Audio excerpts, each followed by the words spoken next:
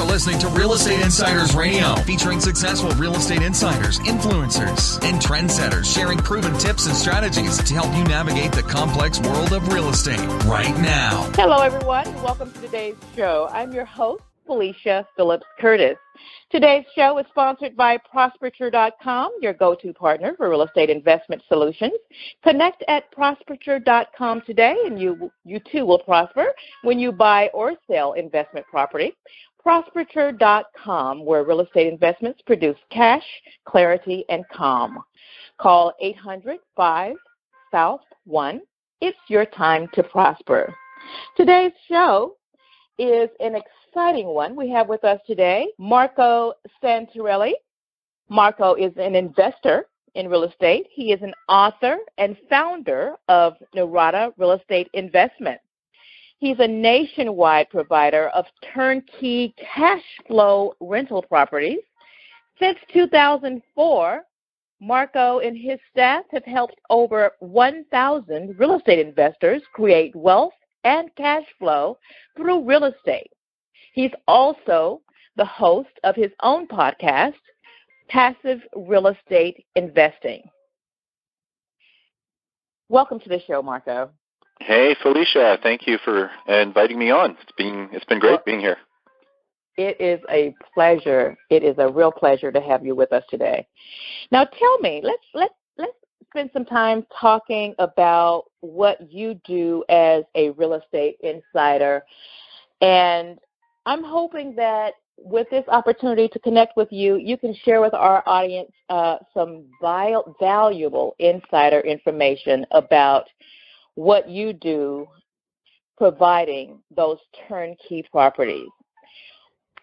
What would you say, Marco, who would you say is your perfect prospect? Who do you actually help find these properties?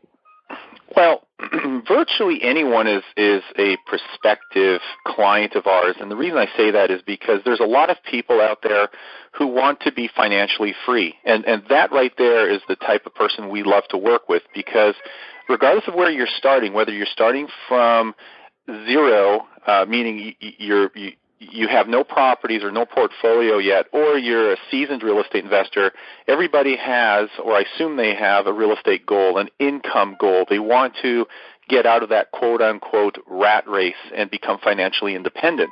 And that is very achievable for most people. The problem is that a lot of people don't know exactly how to get there or what steps to take or how to get started. Or maybe they have an idea, they already have some properties under their belt, but they just need to go to that next level and get closer and closer to their financial goals. So long story short, our clients are people who want to invest in real estate or grow their portfolio of rental income properties. That's a large audience. There are so many people that I meet on a regular basis who are most interested in investing and just don't know where to begin. How do you help them? How do you actually help these people? Well, everybody has a different starting point, but what is a common thread is that they want to achieve this through income real estate or rental real estate where they have cash flow, and that's the operative word here. So we have a large network across the country of service providers. They could be builders, property providers, property managers. We have an entire network of people and resources. So I don't really like that term, a one-stop shop, but essentially that's what we are. So clients or real estate investors come to us, people come to us looking for assistance, help, a system, a process. So we provide them consultation, direction, counseling, and we help them define their criteria based on their investment goals. Once we've done that, then we can start talking about specific markets that we're in and have inventory in. In other words, we have rental properties in about 12 or 13 different markets around the country. Nice. And so it's literally a step-by-step process. So once we've talked about their investment goals, we've defined a criteria. Now we can start talking about specific markets to be investing in. And then within those markets, we have properties in different sub-markets or neighborhoods within that market. And And then, ultimately they're going to put one or two properties under contract after we've done, due diligence and gone through a conversation about defining what it is they want to do and how to get there.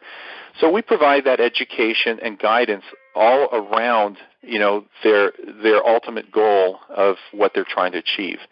So to answer your question on how we help them, I like to say sometimes figuratively, we hold them by the hand, educate them through the process, and walk them through a literal step-by-step process that we have documented, and we provide that to all our clients, of how to get to where they want to get to, starting from where they are today. I'm thinking as I'm listening to you now, if I come to you and I want to have you assist me in finding these turnkey properties, sometimes I may come to you with my own set of problems, or they may be perceived as problems. What types of problems do people actually present to you that you then have to figure out how to solve so they can use your system? Well, there are several. I think the biggest problem that I think people have figured out on their own before they even pick up the phone and call us or fill out a form on our website, they already realize that they don't have a lot of time, and number two, they don't have a lot of time to figure out how to be a real estate investor. And let me explain what I mean by that. The biggest challenge people have, and this describes our demographic, are people who have careers or full-time jobs. They have a family. They have Johnny's soccer game on the weekend. And so their biggest challenge or problem, if you want to call it that, is time. They have a lack of time. So even if they had lots of time on their hands, it leads to the next problem. So time is number one. People want to get to where they want to get to, achieve financial independence or financial freedom. They want to invest in real estate, but they don't have the time to do it, or at least be an active real estate investor. So they become a passive real estate investor, and that's who we focus on. Problem number two is a lack of education. So we encourage everybody to educate themselves, listening to podcasts like this, to our passive real estate investing podcast, to the resources we put out there. There's lots of education material and knowledge that you can gain out there, but the challenge is gaining that knowledge. And you do achieve that over time, and you should always be educating yourself. Absolutely. But and so once you've achieved that knowledge, now you can go to the next step, and that is take some action. And so so when people come to us, they typically lack time and they lack a certain level of knowledge. We try to help them achieve their goals in a short period of time. That's the essence of being a passive real estate investor, and help educate them as they go. So I'm not sure if I'm completely answering your question, but that's really absolutely. Those are the two biggest things. It's time, knowledge, and I could throw a third one in there. It's the resources. People may be well educated, and they may or may not have time, but now you need to assemble the right team of people that are trustworthy, have a good reputation, know what they're doing, understand the market, can help you get to where you need to get to, because now you've got the right people on your team. In other words, you have to get the right people on the bus. That makes a lot of sense, Marco. And, you just hit on something. When you use the term trustworthy, haven't you found that in today's society, there are a lot of people who lack trust because there are so many quote-unquote gurus out there in every niche, quite frankly. Now, why would you think, why is it that someone should listen to what you have to say? Well, I guess a couple of reasons. One is experience. Now, keep in mind, it's not just me helping people. I help many people through the articles and the writings and the reports, the ebooks and the free podcast. I put out a lot of free education and information. That's wonderful. Wow. Yeah. But I'm one individual. I can't possibly help dozens and dozens of people every week. So in our company, we've assembled a team of investment counselors, and we all have the same investment philosophies and strategies, and we provide the same guidance and same advice, and we follow the same I don't want to use the word gurus again because you just used it in a negative light, but basically people who we feel are mentors to us, people like Robert Kiyosaki, Gary Keller, there's many of them out there. And so those are the people that we ourselves have learned from and take advice from. So we take that information and that knowledge and we pass it along, to our clients to help them understand the best ways to invest and to learn what to do. And the other thing is experience. I mean, we're all investors ourselves. We all have purchased rental properties, single-family homes, duplexes, fourplexes, in some cases even apartments. And to this day, we still invest ourselves. I'm in escrow right now on 3 properties simultaneously in Kansas City, and so we continue to invest ourselves. And so we pass that along to our investors, and that and also having been one of the first nationwide turnkey providers in the country, having started in late 2003, I think we're obviously well qualified to provide that assistance and guidance. Well, I certainly don't know of anyone else who started back in 2003. That is for sure. That is a wealth of experience, and like you said, you're doing it on a regular basis. And I actually, I did not mean for the word guru to come out negatively, because I am a mentee. I believe strongly in mentorship and following those who have proven themselves in their particular arena. So that, to me, is actually a very positive thing. Now, tell me this. If you look at 1 or 2 popular misconceptions, and I think that's one misconception, the word guru is, that is a grand thing to be able to achieve that title, in my opinion. But if there were 1 or 2 popular misconceptions about your particular product, for instance, being able to deliver those turnkey properties, what would you say those misconceptions would be out there, and how do you address those misconceptions? Because it would be nice for us to just kind of lay some of those types of things to rest, don't you think?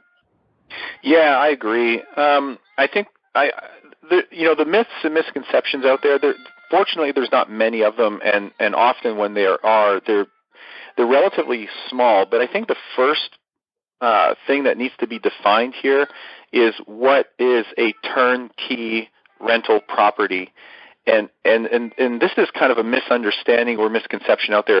So this is the good stuff. This is where we need to start. Let's define turnkey. So the word has been thrown around and tossed around a lot, especially over the last 4 or 5 years. Unfortunately, there's no formal definition of what turnkey means. So when we talk about a turnkey rental property, first of all, what isn't it? To me, it's not something that's just simply rent-ready. You can find rent-ready properties all over the country. You can pull them off the MLS. You can find them through for sale by owners. If it's rent-ready, that's fine, but it doesn't mean that it's necessarily in a good area or in great condition.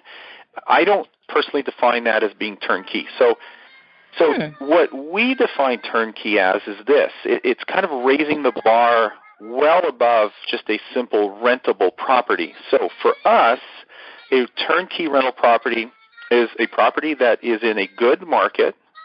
In other words, a market that has growth and good employment and low unemployment and population growth. So it has to be in a good market, in a good neighborhood. It has to be like in new condition or like new condition. It has to be ideally leased or in the process of being leased. It has to be under professional property management, and that entire package has to be what we call investment grade, meaning that everything is designed with a tenant and a landlord in mind. So it's a true investment, and so that is how we define turnkey rental properties. Nice. Now, let's talk about 1 or 2 misconceptions or myths about that. Some people, fortunately it's a minority, but some people think that turnkey rental properties are in bad neighborhoods or bad areas. That's not necessarily true. In fact, for us, it's just the opposite. In order for it to be a truly turnkey rental property as we define it, it must be in a good area, a good neighborhood. We grade neighborhoods from A through D, or even F if you want to call it a failure. Right. But our focus is on A and B grade neighborhoods. A's being more premium, B's being more bread and butter, strong blue-collar areas, just kind of the middle of that bell curve, the sweet spot. So if you buy right and you have the right guidance, hence, the investment counselors that work with clients in our company here, you will often build your portfolio with good quality, well-graded rental properties that produce cash flow every month and help create wealth for you over time. So the misconception is that they're in bad areas, and that's not necessarily true. Now, having said that, there are some companies out there, some turnkey providers that are selling properties in borderline hood areas. Right. And so, it's unfortunate that they're out there and they're selling a lot of this product to investors that don't really know any better. But long story short, if it looks really good on paper, just understand that you need to do your due diligence and look at where you're actually buying these properties, because they could be in very rough areas or sketchy areas, and so there won't be any appreciation, and you're going to have a hard time reselling it, and you probably are overpaying for it. And that's a good segue. That's a good segue, Felecia, to the next myth or misconception, and that is that turnkey rental properties are overpriced. Now, if you're buying these properties in D or even C class neighborhoods, there's a good chance that you are paying more than what it's worth, especially if the company or the provider is saying that you have to purchase these all cash. You should have the option and the ability to finance them if you want to. And we're big fans of using other people's money, meaning the bank's money, because they're going to lend you up to 80% of the purchase price, which is fantastic. Leverage is the beautiful thing about real estate. But the properties you buy to build for your portfolio, you shouldn't be paying more than market value. It's okay to pay market value, fair market value. And in some cases, in many cases, you might be paying a little less than fair market value.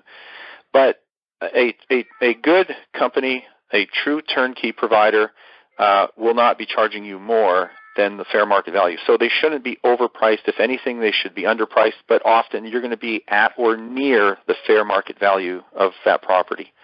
So that's a long answer to your question, but hopefully it's thorough. No, that's very helpful. In case you are just joining us, I am speaking today with Marco Santarelli.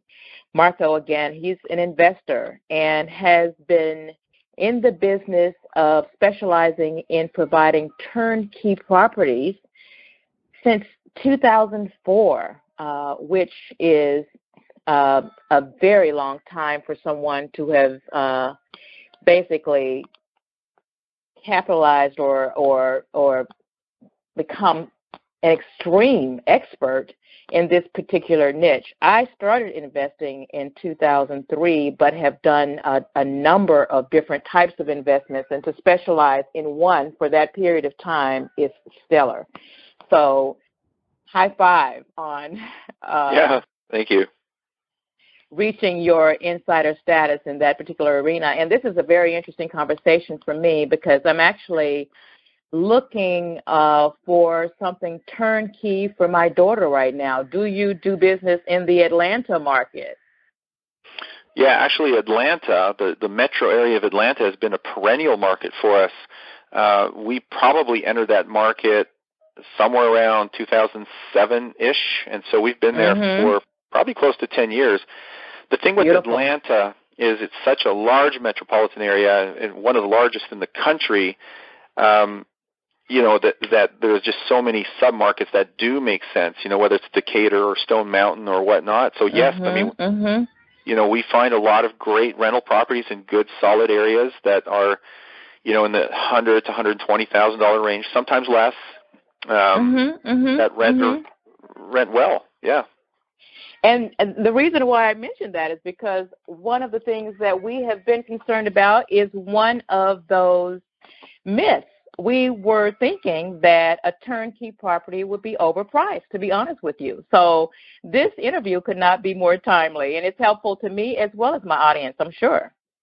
Yeah, definitely. Well, there's a lot of frequently asked questions that surround it. Some people get it, and they get it right away, and other people will tell me that, oh, I never even heard of this before. Where have you been all these years? Because I could have used help many years ago.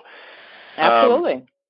Yeah, so we're not a perfect solution for everybody. If you want to swing hammers and you want to be a property flipper, and do what they do on TV, like on, home and garden television, well, you're creating a job for yourself. That's higher risk and potentially higher return, but you get chunks of cash. Our focus, Felecia, is creating streams of cash flow, so you can have your monthly income, and while you have that income coming in, you're creating wealth. You're building wealth over time through the equity growth in your property, through the amortization of the loan, which, by the way, your tenant is paying down over time, plus the appreciation that happens over time on that property.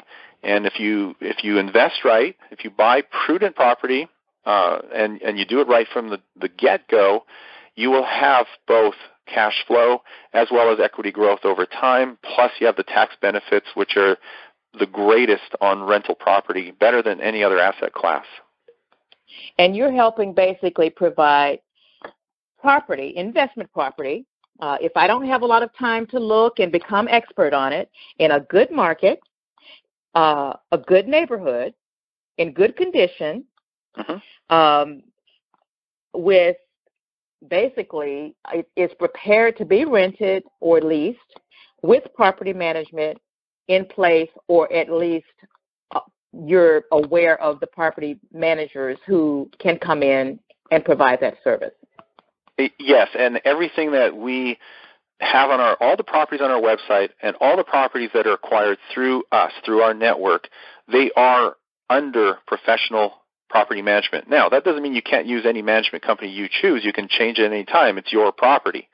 But we want to make sure that we have a complete package, a complete solution for investors. So that means that everything and anything that they need is available through that one primary point of contact, which is Norada Real Estate. So we provide everything that the investor needs, and if there's anything outside of our network, there really shouldn't be anything outside of our network. But if there is anything they need outside of our network, chances are we can provide it or connect you with the right people. But we do want that complete solution to be there for them.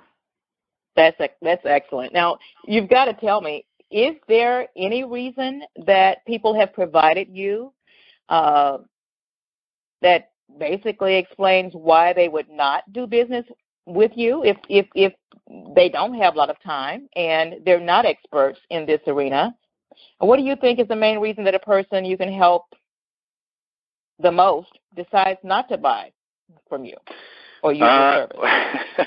Well, the first thing that crossed my mind was their spouse.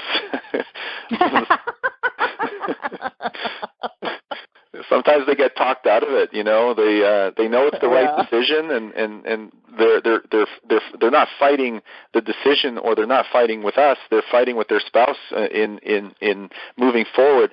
But what's the root of the problem? The root of the problem is lack of knowledge or lack of understanding. Like I said before, many people haven't heard of turnkey real estate investing, and even if it's not turnkey, it's just investing in the unknown. So the number one problem is ignorance, and I don't mean that in a very negative way. I understand. Mm-hmm.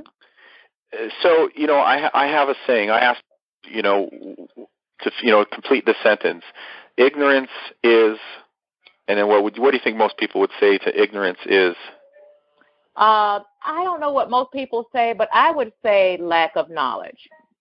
Yeah, so a lot of people, when they hear the word ignorance, they think it's bliss, right? It's just kind of bliss. Yeah. Well, yes. Well, really, stop and think about it. Ignorance is expensive. What you don't know is costing you money. And so the number one reason people don't move forward and pull the trigger is lack of understanding, lack of knowledge. So that ignorance keeps them or leaves them in a place of either helplessness or poverty. And so when you educate yourself, when you increase your financial IQ, you become more knowledgeable and you start to understand what to invest in and how to invest in it, how to make it work and make it profitable for yourself, because risk comes from a lack of understanding and a lack of knowledge.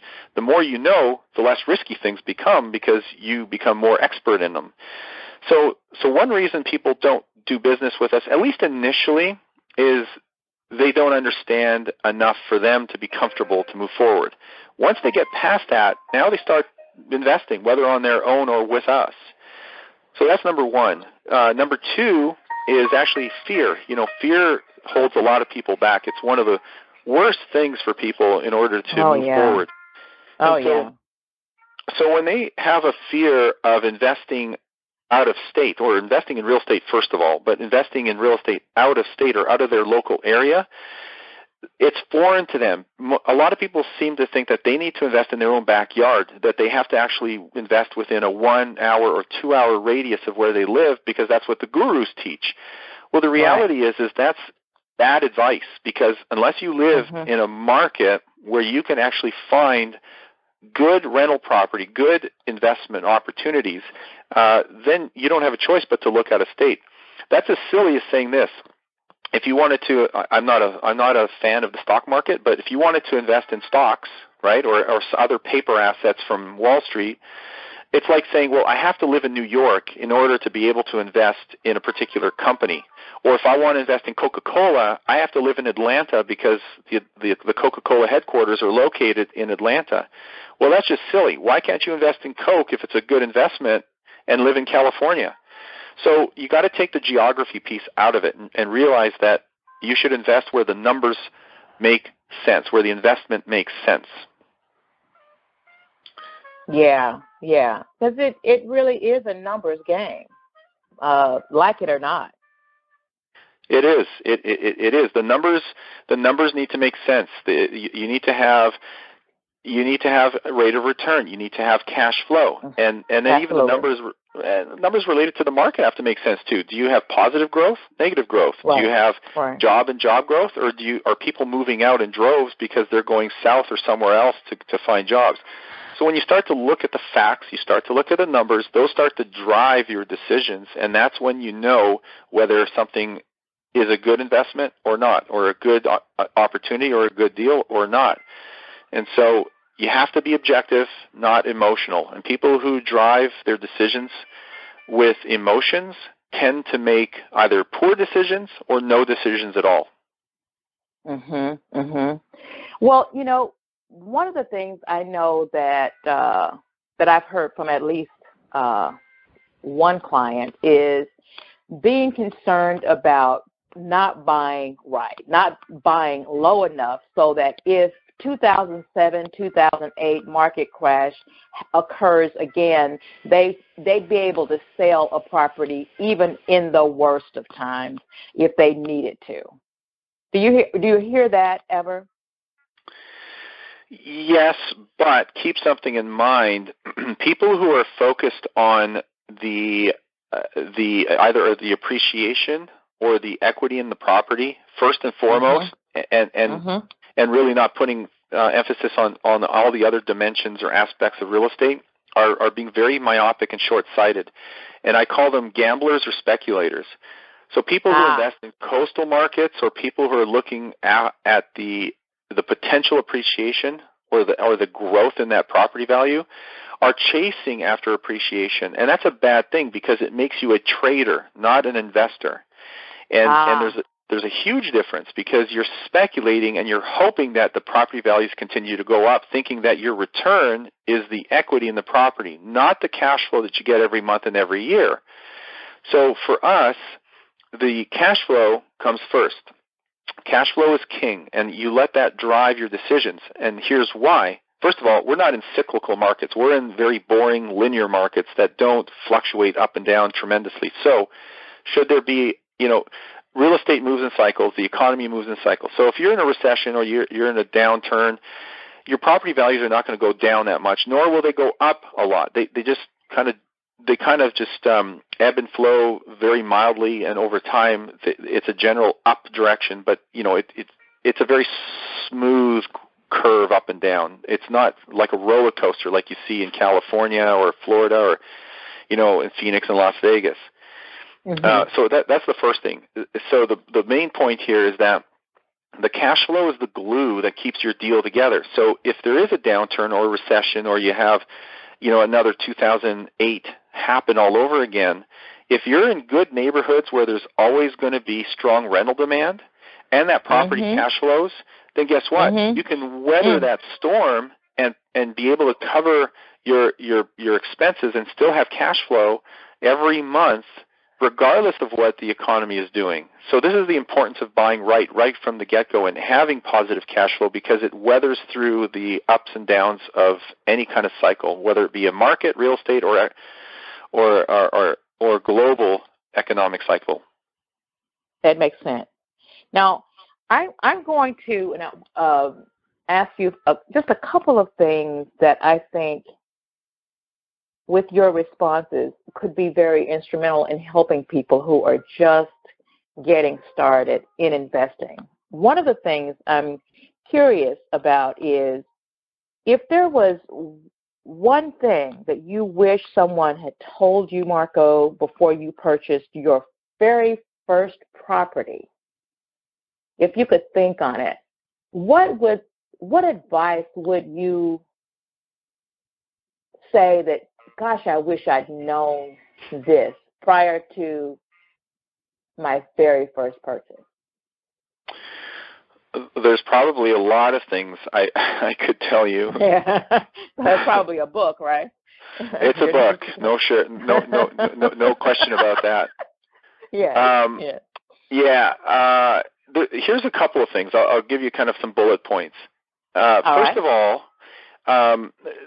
we've already talked about this actually, throughout this show, but always put your focus on cash flow. Don't be a speculator. Appreciation is nice, but make sure that you have a healthy, positive cash flow in the property, because that is your cushion. That is your insurance policy that you're going to weather through ups and downs. So that's the first thing I would have wanted someone to tell me when I was just getting started. Number two is, and this is a mistake I've made, is never sell. My very first property I purchased was when I first turned 18 years old, which was, quite a while ago. And I bought it, fixed it up, rented it, and then, managed it myself. And I held on to it for a while, and it appreciated considerably over the course of, 2-3 years or so. But I eventually sold it and made a nice chunk of cash. I'm not sure exactly what I did with that cash, but, it's very quick and easy to spend money that you make, especially when you liquidate a property. But looking back, that $40,000 townhome that I bought when I turned 18 is worth over $400,000 today. And so you should never sell your rental properties. Now, that doesn't mean that you can't exchange them for other or larger properties. You can do that tax-free, but you shouldn't buy and then flip it later, which is just, trading property. My philosophy is to build your portfolio and keep it forever. You keep it for the long term. You keep it for yourself. You take the benefits, and then eventually you put it in your will, you put it in your estate, and you can pass it along to your heirs. So don't sell property, because there's never a good reason, in my opinion, unless you have an emergency and you have medical bills to pay. I don't see a reason to sell real estate.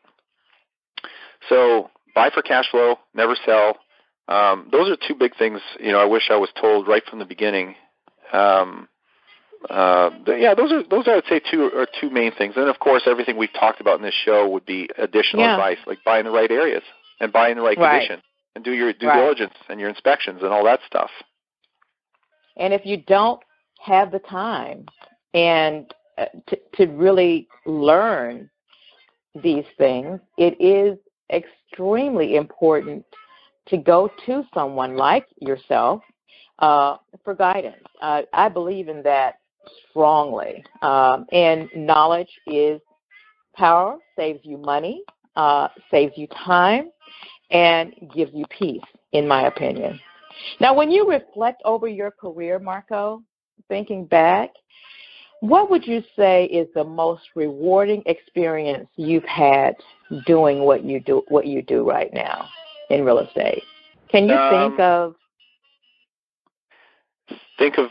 what? I cut you off. I'm sorry. I'm sorry. Can you think of a particular exchange that you've had with anyone who you have provided these turnkey properties to, and you look back on that particular transaction and you say, wow, now this is why I do what I do? Yeah, well, the short answer to your question is just helping people. Looking back, I just see people's eyes open and light up. I see the light bulb in their head go on, and I realize that they're seeing something for the first time that they've never seen before. And it's something that wasn't a stretch from where they were. It was masked. They just never looked beyond, what is right in front of them, and to realize that, oh, this is great. I can do this, and I can achieve my financial goals. I mean, the simplicity of it too. You think that if over the course of a few years someone can acquire 5 or 10 properties, of course, it depends on their investable capital, but some people are there now, and some people can get there. But, they've got, if they get to the point of having 10 rental properties that are generating, let's say, $300 a month in cash flow, well, that's $3,000 a month in passive income that they never had. And that's fully leveraged. As time goes on and those properties become more valuable, they increase in value, and the cash flows go up because rents go up over time. Well, now that $3,000 is $4,000 a month, and maybe $5,000 a month. And now they have more equity to work with, and they can take some of that equity, strip it out of the properties, and buy more property. In other words, increase their portfolio size. Now they're going from $3,000 to $4,000 a month in passive income to $5,000 or $6,000 a month in income. And now all of a sudden they're out of the rat race. They're financially free. And that was a 5-year plan, or maybe a 10-year plan, or maybe some people can do that in 3 years. The point is that it's not that hard to achieve. You just need the right plan, the right people, and just the ability and the willingness to take action and do it. So when I talk to people and I see that light bulb go off in their head, and we can help them get there, even if it's just the first step, that's pretty rewarding. I can imagine. I can only imagine. And what long-term strategic planning you're doing for them, quite frankly. You're connecting dots for stability in the long term, and that's invaluable, quite frankly, especially if you don't have the information in front of you. So that's incredible. Now, do you have a free resource? I ask everyone this question. What is your top free resource that you use in your business? Well, we have a free ebook that is available through both of our websites. Its home is on NoradaRealEstate.com. It's our main website, and it's called The Ultimate Guide to Passive Real Estate Investing. And it's there, and it's a great resource. It's 40-some pages, and it talks about everything we've talked about today and then some. So it's really a mini ebook. That's incredible. And you can, again, go to a couple of websites, quite frankly, either www.noradarealestate.com or, if you prefer, www.passiverealestateinvesting.com. Download your free copy of a great book on passive real estate investing. It has been a real pleasure having you on board with me today, Marco Santarelli. I can talk with you at least another hour with no problem. So I do appreciate this time. It did add value for me, and I know it will add value for hundreds of others listening in. Thank you. Thank you, Felecia. It's been a lot of fun. Absolutely. I'm your host, Felecia Phillips Curtis, the voice of insider information for exclusive this exclusive world of real estate. Again, thank you, Mr. Santarelli, and thank you, prosperture.com. Now you know where to go when you want to prosper in real estate. 800-5-SOUTH-1 or text 678-499-2575. Take care. And that's another one of those pauses in case he needs to edit. But that was an excellent interview. That was an excellent interview. And I actually do mean this. I will follow up with you myself to see what services you provide in the Atlanta area. I have your website here, and I'll discuss it with my daughter because she wants to do 2 to 3 properties actually over the next year, and she's specifically interested in rentals. So, good for her. I'd like to. How old is she? Yeah, she is 31. She's 31. She owns a very successful business here in Buckhead, and she's a real go-getter. She was my assistant when she was in college at Spelman College here. She knows real estate. She knows the value of investing, but she hasn't done it herself. She's done it for me, and she wants to. I'm working now on something else, so I'm only doing it part-time, and it would be really good to have an asset like your business who can do that legwork and at least give it a shot to try to find one for her in that way, because that would save me a lot of time. And it would be beneficial to her as well. And I think a lot of her fears are the things that you discussed. So I'm definitely excited about sharing this interview with her so that it, puts her at ease about the market. She went through that market crash with me. So she's just concerned. Yeah, she's concerned about that and not buying right so that once it crashes again, because the market fluctuates. Yeah. So once it crashes again, she just wants to make sure that her investments are safe, pretty much. Yeah, exactly. And you can safeguard against that with what I just what we talked about during your interview here. If you buy in good neighborhoods that will always have strong rental demand, you'll always have a pool of people that want to live there, even if there is growing unemployment in an area. People will move around and there will be shifts and people might move up and people might move down along that socioeconomic ladder. But if you're buying in good neighborhoods where you always have rental demand, then you have very little to worry about. Rents will fluctuate a little bit. They might go up, they might go down, but over time they tend to go up along with property values. So we can definitely talk about it more, and I'd be happy to talk with her, or we can put her in touch with one of my investment counselors to help guide her along and educate her a bit to get her to think about it. Yeah. I was going to ask you if there was anyone in particular that you'd like to refer her to, or I could have her give you a call, or whatever you prefer.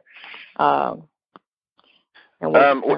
way. I mean, I'm usually pretty strapped for time and traveling, and I'm sure. Mm-hmm. But I'm actually interviewing a 5th investment counselor right now to bring on board, so we'll have a lot more bandwidth. But anybody can help her. If you want, I can put her in touch with Melissa or Ron or Michael. I mean, they're all great. I mean. Okay. I'm going to write down Melissa since you said her name first. Sure. And Melissa's awesome. So great. Okay. All right. I'll let her know. And she's probably going to ask me to do it because when she thinks of real estate, she thinks I can do all things. So I'll probably be calling Melissa, but and we'll just go from there. But I will be in touch with follow up on this interview so that you have information on when it airs and that sort of thing, and we'll be able to listen in and send your audience as well. Yeah, let me know, and we'll promote it through our social media channels. We have a pretty good following, so that'll help. Nice. Oh, yeah. Perfect. Okay. All right. Thank you so much. Hey, Felecia, this has been a lot of fun. So thanks for your time today, and I'm sure we'll talk again. Absolutely. All right, then. Take care. You take care. All right. Bye-bye. Bye-bye.